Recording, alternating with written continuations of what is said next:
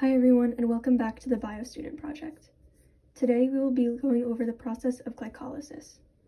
There will be two sections of this video, a simplified section and an in-depth section. This first part here is the simplified version, so if you are in a beginner biology class, this is for the most part all you will have to know. In the in-depth section, we will be going over each step of glycolysis, which you only have to know in more advanced biology courses. As you can see here in this diagram of cellular respiration, glycolysis is the first of three stages. It occurs in the cytosol of the cell, not in the mitochondria like the other two steps. Glycolysis is also an anaerobic stage of cellular respiration, meaning it does not require oxygen.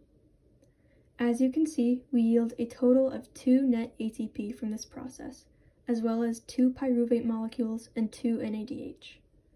We actually invest 2 ATP molecules to make glycolysis happen and produce 4 ATP molecules, but that would get us a net total of 2 ATP. Over here in this corner is the structure of pyruvate, and in the diagram you can see it continues on in cellular respiration. Now we are going to go into detail about the steps of glycolysis. Glycolysis can be broken into 2 substages, the energy investment phase and the energy payoff phase. The first 5 steps are part of the energy investment phase. We start in the first step with glucose. The enzyme hexokinase transfers a phosphate group from ATP to glucose, so now it is changed into glucose 6-phosphate. For future reference, the enzyme used in each step will be listed in this subscript area, as well as if NADH or ATP are used. Fun fact, the addition of the phosphate keeps the glucose inside the cell because it is now unable to cross the membrane. Next, the glucose 6-phosphate is converted into fructose 6-phosphate using phosphoglucoisomerase. As a refresher from chemistry, the numbers, like in 6-phosphate, just tell you which carbon the phosphate group is attached to, so in this case, the 6th carbon. Anyways, in step 3, fructose 6-phosphate is converted to fructose 1,6-bisphosphate using 1 ATP molecule.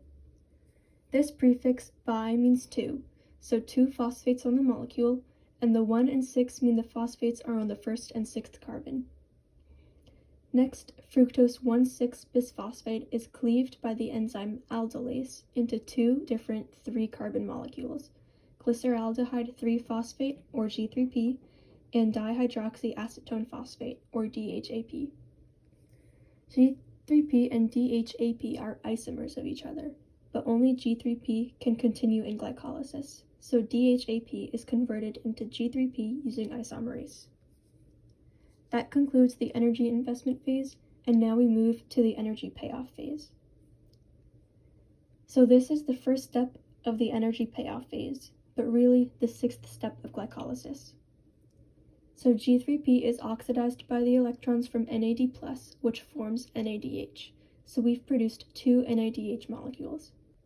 Also through the enzyme triose phosphate dehydrogenase, we now have 1,3-bisphosphoglycerate.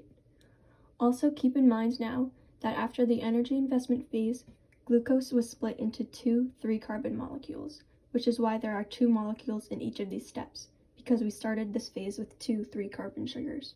In the 7th step, 1,3-bisphosphoglycerate is converted to 3-phosphoglycerate through phosphoglycerokinase.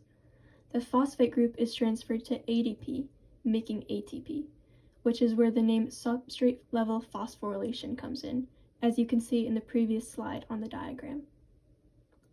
Next, we have 2-phosphoglycerate using phosphoglyceromutase. Then, phosphoenolpyruvate, also known as PEP, is created from the enzyme enolase, which acts by causing a double bond to form by extracting a water molecule. So we actually get rid of 2 water molecules for our 2 PEP molecules. Finally, PEP is converted to pyruvate using pyruvate kinase, and ADP is converted to ATP. That is the end of glycolysis because we now have 2 pyruvate molecules, 2 NADH molecules, and a net 2 ATP. This video had a lot to remember, so watch it again if you are confused.